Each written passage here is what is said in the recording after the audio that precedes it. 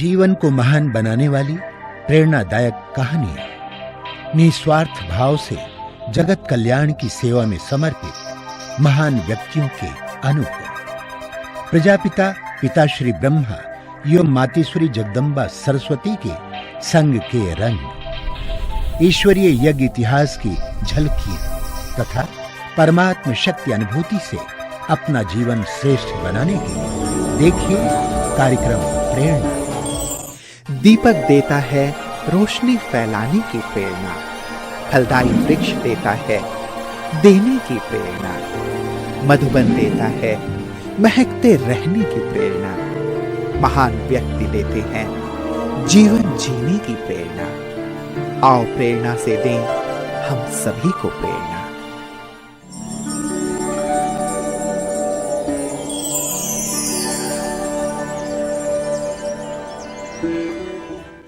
फिरोज शाह तुगलक के द्वारा बसाया विशेष कांच की चूड़ियों के लिए प्रसिद्ध उत्तर प्रदेश का ऐतिहासिक शहर फिरोजाबाद के प्रजापिता ब्रह्मा कुमारी ईश्वरीय विश्वविद्यालय की मुख्य संचालिका के रूप में आदरणीय सरिता दीदी जी निमित्त हैं।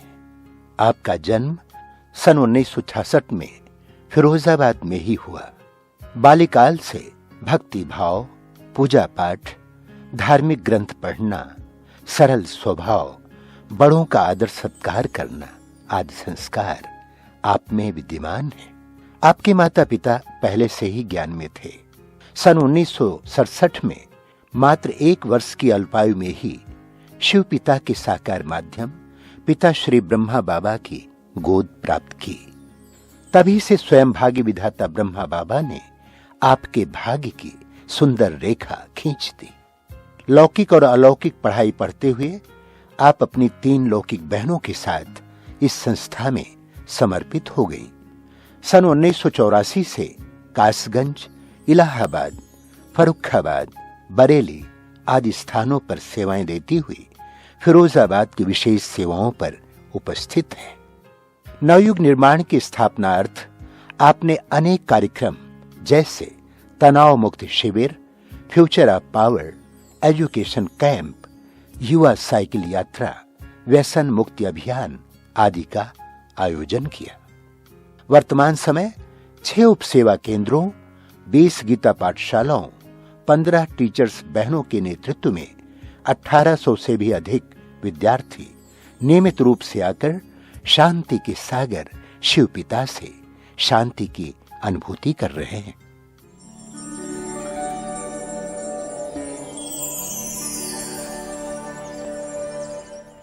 ओम शांति। मेरा लौकिक जन्म फिरोजाबाद में हुआ। एक बहुत सहज और साधारण परिवार में मेरे माता पिता, हम 3 बहनें और 1 भाई, तीनों ही बहनें और भाई और माता पिता को प्यारे पिता परमात्मा का सानिध्य मिला। पूरा ही परिवार बहुत सात्विक विचारों का। मेरे मम्मी पापा बहुत सरल स्वभाव के, ऐसा कहें कि सात्विक विचारों के थे। और इसी संदर्भ में मैं 6 माह की थी, तब ही मेरी लौकिक माता जी को प्यारे बाबा का परिचय मिला और उसी समय से मुझे माँ के साथ आश्रम जाने का ही अवसर मिला। जैसे जैसे मैं बड़ी होती गई, जैसे मुझे कुछ बातें उस समय की याद हैं, जब मैं सेंटर पे जाती थी तो सरला दीदी, हमारी दीदी थी, वो मुझे बहुत प्यार करती थी और उनका यही संकल्प था कि मैं अपने बाद इसी को यहाँ के निमित्त रखूंगी। उनके रहते हुए उन्हीं के सानिध्य में बहुत समय व्यतीत किया। जैसे जैसे बड़े होते गए, ज्ञान के आधार से अपने आप को चलाया। केवल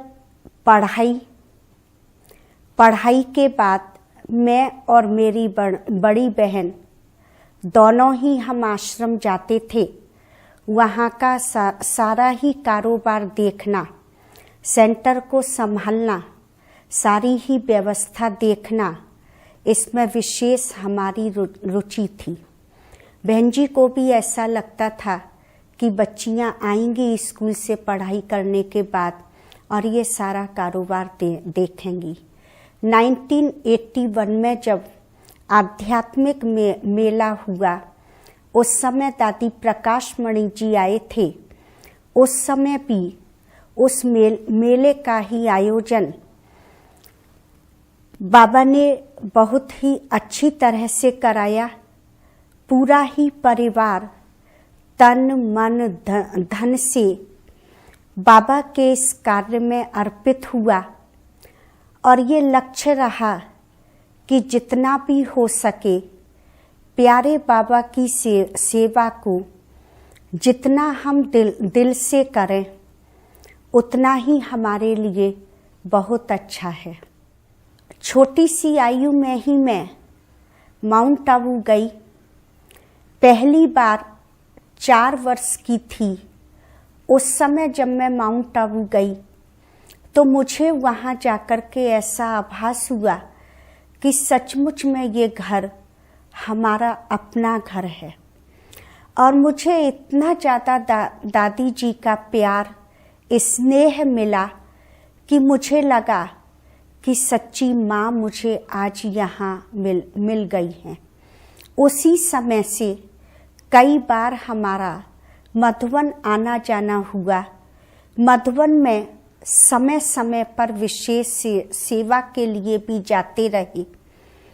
एक बार का मुझे याद है, सेवा के लिए हम गए थे, 1 मास वहाँ रुके। तो मेरा ये लक्ष्य रहता था कि जब तक हमने जो भी कार्य लिया है, जब तक वह पूरा नहीं हो जाता है तब तक हम अपने कमरे में नहीं जाते थे। वहाँ के कई भाई बहनें पांडव भवन के मुझसे कहते थे अब आप जाकर के आराम कीजिएगा, लेकिन मेरा ये लक्ष्य रहता था कि जो भी कार्य है तो वो हमें अवश्य ही पूरा करना है। समय प्रति समय अव्यक्त बाप दादा के साथ जब मिलना हुआ तो बाबा ने कई प्रकार के ही वरदान दिए। एक बार प्यारे बाप दादा ने वरदान दिया कि बहुत बहुत स्नेही हो, ऐसे ही स्नेह से आगे बढ़ते रहना। वह जैसे कि हमारे लिए ही वरदान हो गया। और मैंने ये देखा कि आज तक भी बाबा उस प्रकार से स्नेह की रीति से आगे बढ़ाते हुए और सबके साथ स्नेह का व्यवहार इस प्रकार से हमको चलाते रहते हैं।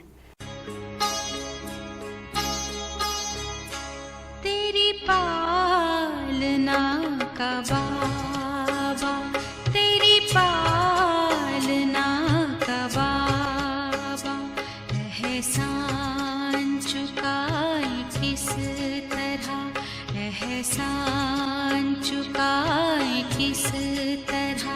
तूने प्यार से जो पाला, तूने प्यार से जो पाला, शब्दों में गाए किस तरह।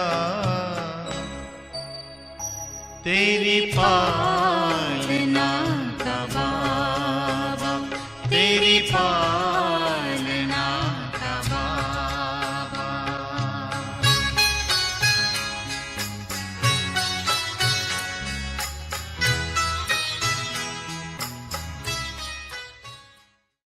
1983 में 15 दिन के लिए गुजरात जाना हुआ तो मैं अव्यक्त बाप दादा से सुबह 5 बजे ओम शांति भवन में छुट्टी ले रही थी, अव्यक्त बाप दादा ने मुझसे कहा कि बच्ची, चांसलर बन करके चांस लेती रहना। आज भी मुझे वो बात अच्छी तरह से याद है। बाबा का वह वरदान आज तक भी हमारे साथ है। मुझे कई प्रकार के ऐसे चांस मिलते हैं जो मेरी अपनी लाइफ में ही आगे बढ़ाते रहते हैं। 1984 में जब जीवन के फैसले का समय आया, उस समय मैंने अपनी माँ को यही कहा कि मुझे अभी बाबा का कार्य करना है, सारा ही जीवन बाबा की सेवा के लिए ही अर्पित करना है। उस समय से लेकर के जब मैं गई सेंटर पर, तो जैसे ही मैंने प्रवेश किया तो विद्या दीदी ने कहा कि आओ, आज तुम्हारी ताजपोशी होगी। पहले तो मुझे विश्वास नहीं हुआ कि ताजपोशी कैसे। फिर मुझे बताया गया कि सरला बहन जी की तबीयत अच्छी नहीं है और अब यह सेंटर तुम्हारे को ही देखना है और संभालना है। मैंने बहुत ही आग्रह किया कि इतना पुराना सेंटर मैं कैसे कर पाऊंगी, लेकिन आदरणीय गंगे दादी ने मुझे इस लायक समझा और मुझे 25 मई को सुबह क्लास के समय क्लास के भाई बहनों के बीच तिलक दिया और कहा कि आज से ये सेंटर तुम्हें बाबा के साथ साथ संभालना है। उस समय से मेरा एक विशेष अनुभव रहा है। मेरे साथ कोई भी ऐसा बड़ा नहीं था जो मुझे समय समय पर ही मार्गदर्शन करे, पर मुझे ऐसा लगता था कि बाबा का साथ और बाबा का हाथ हमारे पर पूरा पूरा है। बाबा की टचिंग समय प्रति समय मुझे होती रहती। आज भी मैं इस बात का अनुभव करती हूँ कि समय समय पर बाबा मुझे विशेष टचिंग देते हैं और मैं उसके अनुसार ही कार्य करती हूँ। जिस समय 1984 में मैं 8 मास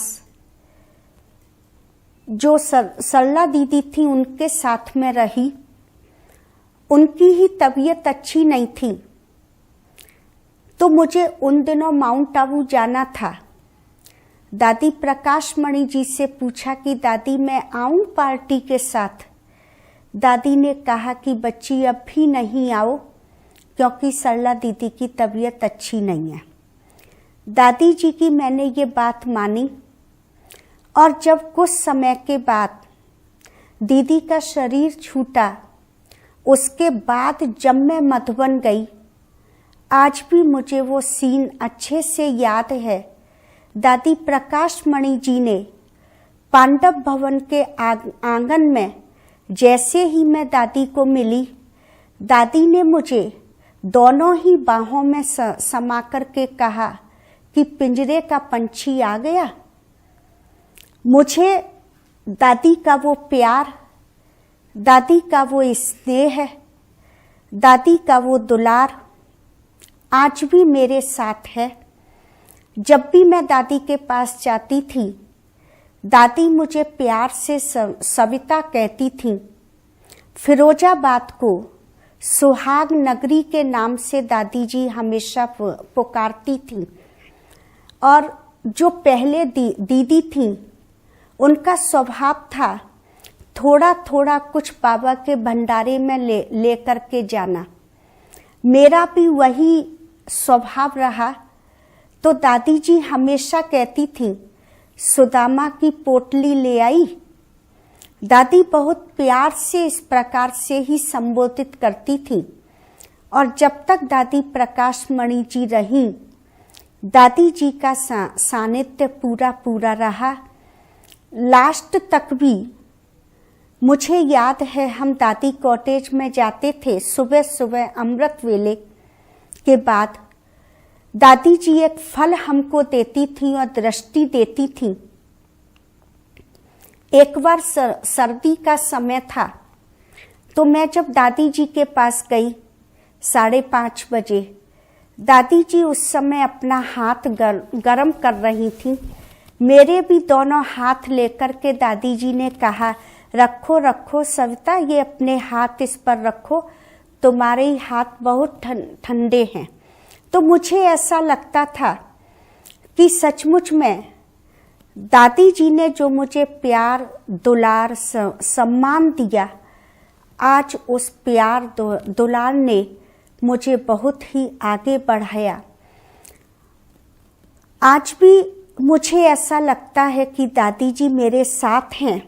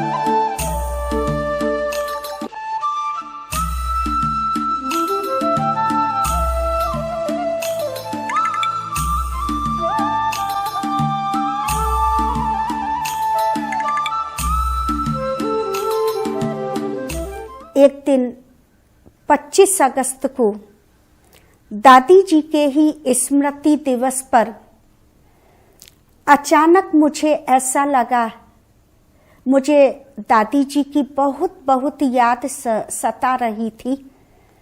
तो मुझे ऐसा आभास हुआ कि दादी जी ने मुझसे कहा है कि मैं बड़े भाई के रूप में तेरे साथ हूँ। आज इस बात को 5 साल पूरे हुए। सचमुच में दादी जी मेरे बड़े भाई के रूप में मेरे साथ साथ हैं। हर सेकंड हर पल मुझे ही मार्गदर्शन करती हैं, क्योंकि शुरू में जब मैं सेंटर पे बैठी तो कोई भी बड़ा नहीं होने के कारण हर बात के लिए पूछना, मार्गदर्शन करना।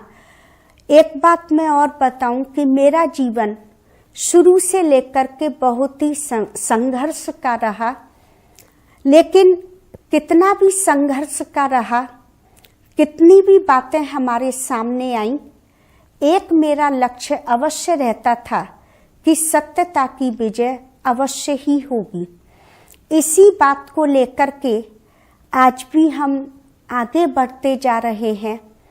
आज भी ये बात हमारे साथ में है और मुझे ये पक्का विश्वास है कि यदि बाबा का हाथ नहीं पकड़ा होता, किसी भी मनुष्य आत्मा के सहारे से चल रहे होते, तो शायद आज हम यहाँ नहीं होते।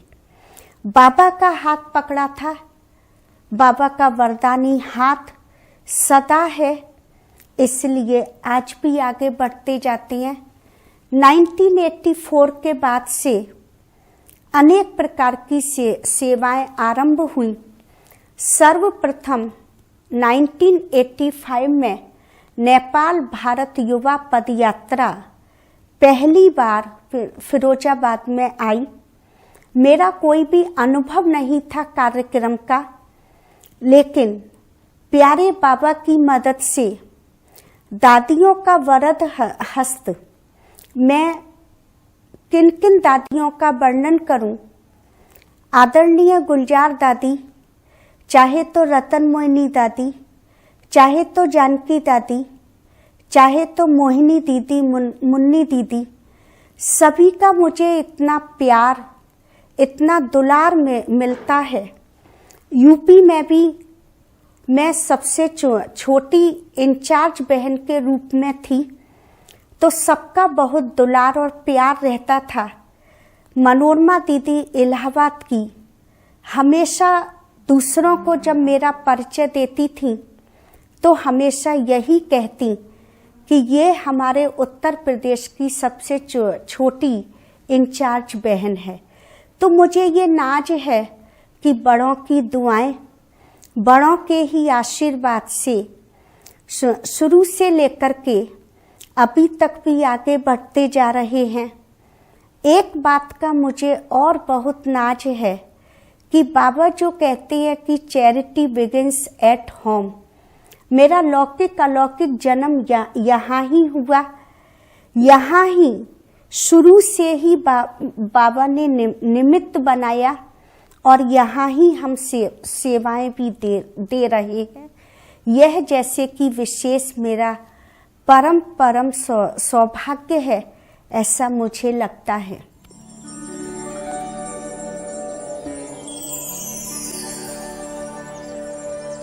आज भी मेरा बड़ों से यही कहना है कि बड़े मुझे जब भी यहाँ से कहीं भी जाने के लिए आर्डर करेंगे, मैं तुरंत तैयार हूँ। 1% हमारा कहाँ भी संकल्प नहीं चलेगा। मैंने अपनी लाइफ का ये लक्ष्य बनाया है कि जितना त्याग और तपस्या की मूर्ति हम बनकर के रहेंगे, उतना ही हमारी लाइफ अधिक सफल भी होगी। दूसरा, मैंने अपनी लाइफ में एक अनुभव किया, जब से मैंने बिजी रहना आरंभ किया, तब से मुझे एक बहुत बड़ा लाभ मिला। जितना बिजी उतना ही व्यर्थ से फ्री। मैंने ये देखा कई बातें ऐसी आती जो हमारी स्थिति को ऊपर नीचे करने वाली भी होती, परंतु व्यस्तता के कारण मुझे 1 मिनट पहले वाली बात भी दिमाग पर प्रभाव नहीं डालती है और मैं तुरंत आगे का कार्य अपना ही आरंभ कर देती हूँ। तो ये मैं बाकी भी सभी को कहती हूँ कि यदि वास्तव में तनाव से और व्यर्थ से फ्री रहना चाहते हैं तो बिजी अवश्य ही रहें। जितना बिजी रहेंगे उतना हमें कोई भी बात प्रभावित नहीं कर सकेगी। दूसरा, मैंने एक अपनी लाइफ का ये लक्ष्य बनाया है, मुझे कितना भी सहन करना पड़े, कितना भी झुकना पड़े, कितना भी मरना पड़े, कितना भी त्याग करना पड़े, पर मैं सदा बड़ों की आज्ञा का पालन अवश्य ही करूंगी। बड़ों की छत्र छाया में रहूंगी। अपनी लाइफ में कोई भी ऐसा कर्तव्य मुझसे नहीं होने पाए जो मेरे लौकिक अलौकिक परिवार का नाम बदनाम हो। मेरी माँ का यही कहना है कि ये मेरी बच्ची नहीं है, बच्चा है, और बच्ची हो तो ऐसी। तो मुझे ऐसा लगता है कि अभी मेरा जीवन सिर्फ दुआओं से ही आगे बढ़ रहा है, ऐसा मुझे अंदर से ही आभास होता है। मुझे ऐसा लगता है कि बाबा का और बड़ों का हाथ हमारे ऊपर विशेष है, और मैं यही कहूँगी कि इस तरीके से ही प्यारे बाप दादा और सभी आदरणीय दादियाँ, सभी हमारी वरिष्ठ दीदियाँ और सभी क्लास वाले हमारे भाई बहनें, मेरे को बहुत बड़ा नाज है कि यहाँ के भाई बहनें इतने ज़्यादा अच्छे हैं, हमारी साथी बहनें इतनी अच्छी हैं कि मैं जब भी जिससे जिस समय भी जिस भी कार्य के लिए कहूँ तुरंत सभी हाजी करते हैं। तो मुझे ऐसा लगता है कि जितना हम बाबा के लिए जितना हाजी करेंगे, उतना ही हमारी बात के लिए सभी हाजी करेंगे। तो मैं तो सभी को यही कहूँगी कि जैसे बाबा हमको ही आगे बढ़ाते जा रहे हैं, उसी प्रकार से हमारे सभी भाई बहनों को आगे बढ़ाएं। और मेरी अभी अंतिम इच्छा सिर्फ यही है कि मेरी अंतिम श्वास बाबा की मुरली सुनाते सुनाते बाबा के पास जाए, यही मेरी अंतिम इच्छा है। इसलिए मैं ये प्रयास करती हूँ कि जितना समय, अधिक से अधिक समय मेरा बाबा के कार्य में जाए, उतना ही अच्छा है। यही मेरे अपनी लाइफ का लक्ष्य है। ओम शांति।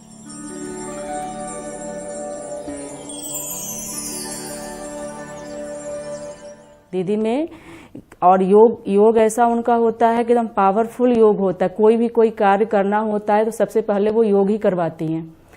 और उसके बाद मैं देखती हूँ कि जब भी कोई उनको जैसे कोई किसी सेंटरों पर जाना होता है तो दीदी की वाणी से लोग इतना प्रभावित होते हैं कि कहते हैं जैसे उनके शायद जिह्वा पे सरस्वती का विराजमान है। और सरिता दीदी तीव्र पुरुषार्थी हैं। मैं समाज जीवन के अनेक क्षेत्रों में जुड़ा हुआ हूँ, लेकिन इस प्रकार का तीव्र पुरुषार्थी भाई या बहन मुझे बहुत ही कम देखने को मिला है। उनके पुरुषार्थ के कारण हजारों परिवारों के जीवन में खुशियाँ वापस आई हैं। अनेक भाई बहनों की पारिवारिक समस्याओं का समाधान करके उनके जीवन में उन्होंने खुशियाँ बिखेरी हैं।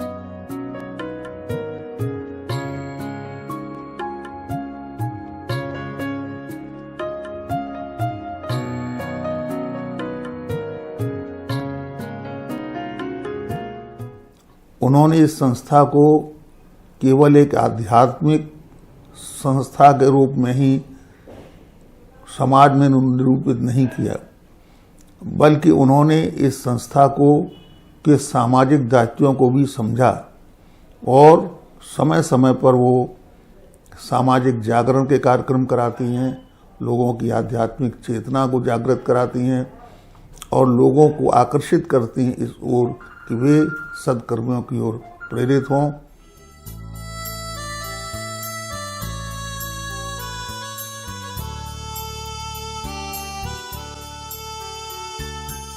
शिव की प्रीत ने सिखलाया सबसे प्रीत निभाना, सबसे प्रीत निभाना।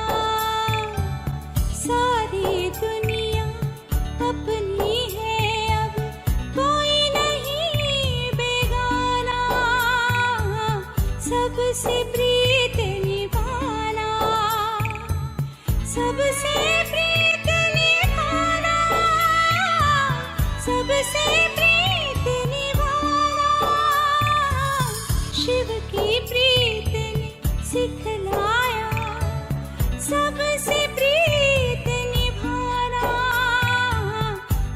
सबसे प्रीत निभाना।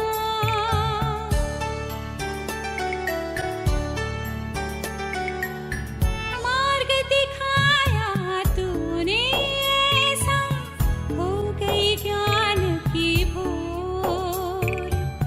पाना था जो पा लिया है, बांध के तुझसे डोर। और कहाँ हम पाएंगे अब ये अनमोल खजाना, ये अनमोल खजाना। शिव की प्रीत ने सिखलाया सबसे प्रीत निभाना, सबसे प्रीत निभाना। दिव्य गुणों से शिव बाबा तू हमको रोज सजाए। ज्योति बिंदु से नेह लगे तो स्नेह सदा लहराए। दसों दिशाओं को महकाए तेरा प्रेम तराना, तेरा प्रेम तराना। शिव की प्रीत ने सिखलाया सबसे प्रीत निभाना, सबसे प्रीत